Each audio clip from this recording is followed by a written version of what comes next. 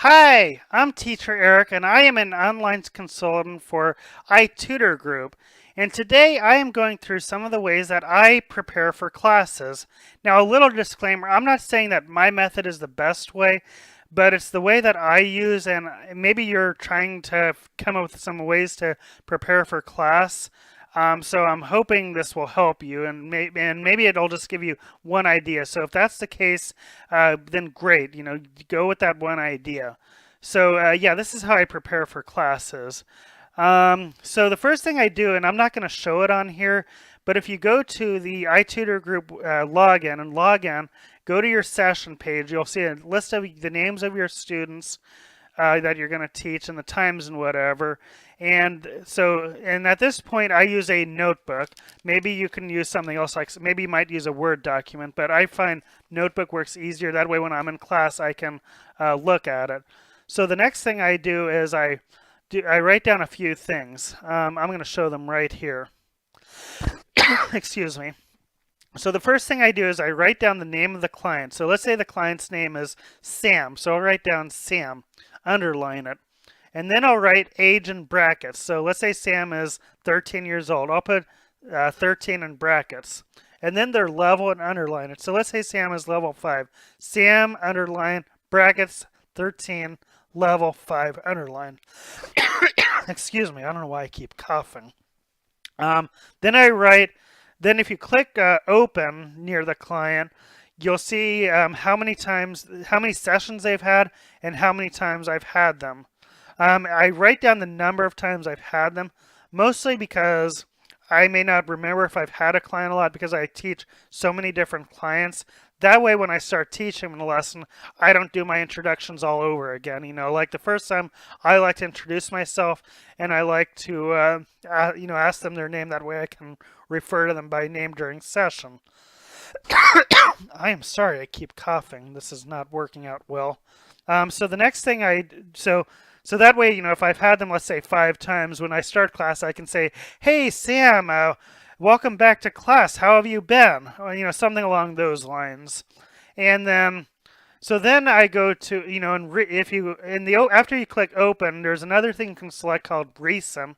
It gives a list of common complaints and compliments. I like to check complaints and write down some of the ones that I may want to tweak my lesson for. Like maybe a common complaint is that they think other teachers talk too fast. That way, as I'm teaching, I can try and be mindful of my talking speed. That way I can adjust.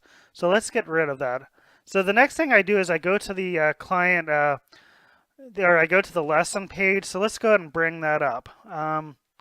So this is the lesson plan. If you go to the beginning, if they have teacher notes, it gives you some ideas for suggested props. This one suggests doll, food, tambourine, bell. So I have dolls already, so I can get some for my daughter and maybe use one of them in class. And then I go through the lesson and and also as I'm going through the lesson, I try and come up with a theme for the lesson. And then I write it down when I come up with it. And also props, whether they're visual or mini cam. And to do a lot of what I'm about to do, I highly suggest you have mini cam because, while real props are great and maybe even better than mini cam, the fact of the matter is who has every single prop imaginable? I don't. And I'm betting not everyone does. And then so you get to this page, and thins and up, is one of the words. So if you go to Manicam, and let's say you type in thin, you can get some images of thin. Like here's one of people fat and thin. So you can click download and access it on your Manicam to put on your Manicam slide, or on your Manicam image when you get to thin.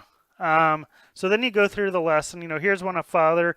You can get an image of father if you want from Manicam. You can also do it on Google too, or Bing. I'll show you how to get them on Manicam maybe in another training video that I'll do. But for now, I just showed you how to use ManyCam. So continue to go through the lesson. And here, when's your birthday party? So this has helped me come up with a theme. And so basically, if you want to change your background, you have to have a green screen like I have behind me, or some kind of solid bright color to manipulate your background on ManyCam to change the image. So then I like to use Bing. You can also use Google or some web search engine that has images. And I typed in birthday theme backgrounds.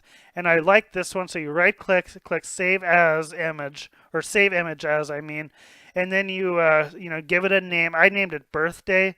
And then I can use that image. So if I go back to ManyCam and I go to chroma key, hold on, let me bring back the green screen. So yeah, I go to select background drop. Actually, chroma key has to be on first. So click that switch there, and let me get rid of it completely to show you how to do it. So then you click on the select background image, select custom background, and then type in the name of your background that you downloaded from Bing or Google Image or whatever.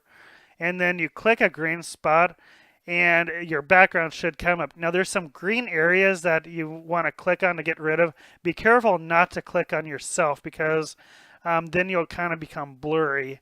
And I'll go ahead and demonstrate it. See how now I'm kind of blurry. So to fix it, you have to click reset. There's not an undo button, so that restarts it over. You have to start over and get rid of those greens again. If you hold I saw this trick on another video. If you hold your hand up to the camera and kind of slowly move it, you might see some other pesky green in it. Like, see that there's some more green. So yeah, click on those spots and try and get rid of them. So now we have our background for this this class session that I'm going to teach. And then if you click Effects and then click on the magnifying glass, you can type in some of the stuff that you search for. Like, I searched for birthday cake earlier, and here's our birthday cake. I can put that in, put some birthday flags, maybe some balloons. Here's some balloons. So yeah, you can put some images in. So that kind of helps you out. I'll do some more ManyCam videos eventually, but for now, that's how it's done. So yeah, I'm going to go ahead and return back to my screen, but this is how I prepare for classes. Let me know how you prepare for classes. I would be interested to know, because maybe there's ideas that other people have thought of that I haven't, so maybe it will help me. And I hope I hope this video has given you at least one idea. Well, anyway, I hope you have a good day. Bye!